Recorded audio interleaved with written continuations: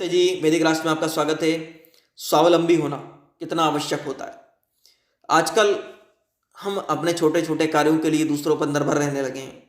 ऐसे में स्वावलंबन का पाठ हमारे लिए बहुत जरूरी होता है। भारत के एक प्रसिद्ध समाज सेवक और दार्शनिक विद्वान ईश्वरचंद विद्यासागर के जीवन से एक छोटा सा प्रेरक प्रसंग आज हम आपके लिए लेकर आए हैं। इस विषय पर आज 26 सितंबर है।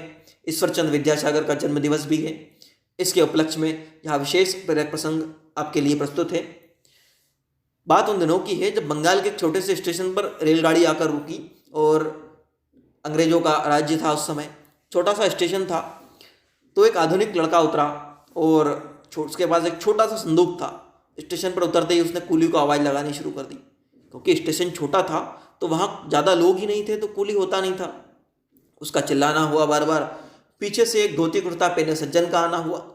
उसने उसको कूली समझ लिया और कहा कि लो पकड़ो, पैसे दे दूंगा मैं तुमको, चलो। वह व्यक्ति बिना कुछ बोले लड़के के पीछे संदूक पकड़कर चल दिया। घर पहुंचे। घर पहुंचने के बाद लड़के ने पैसा देने की कहा तो वह सज्जन मना कर दिया उन्होंने कि मुझे पैसे नहीं चाहिए। तो फिर तुम्हें क्या चाहिए, लड़के ने पूछा। तो मुझे एक वचन दे दो। कि क्या वचन? कि आज के बाद अपना स्वयं का कार्य जहां तक संभव हो सके स्वयं करोगे, स्वावलंबी बनोगे, अपने छोटे छोटे कार्यों के लिए दूसरों पर निर्भर नहीं रहोगे। इससे क्या होगा कि जब देश का युवा, देश के लोग स्वावलंबी होते हैं तो देश स्वावलंबी बनने लगता है। पूरे विश्व में देश का नाम होता है। इसीलिए भारत के लोग स्वावलंबी बने तो हमारे देश का नाम होगा, हमारा देश स्वावलंबी बनेगा। इसीलिए मैं तुमसे यही वचन चाहता हूं। अब उस युवक को संदेह हुआ। उसने पूछा कि सज्जन महाशय, आपका नाम क्या है? उसने जब नाम सुना तो वह तरफ रह गया। उस समय के महान समाज सेवक, प्रसिद्ध विद्वान ईश्वरचंद विद्यासागर उसके सामने खड़े थे, जिनको वह कूली समझकर अपना बक्सा उनसे उठवाकर स्टेशन से घर तक लेकर आया था। उसको बड़ी शर्मिंदगी महसूस हुई।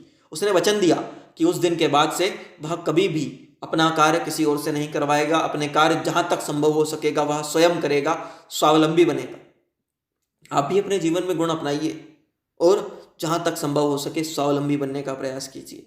क्योंकि जब व्यक्ति स्वावलंबी होता है तो समाज स्वावलंबी बनता है और राष्ट्र स्वावलंबी बनता है। हमारे राष्ट्र के लिए भी आवश्यक है और हमारे खुद के व्यक्तित्व के लिए भी आवश्यक है।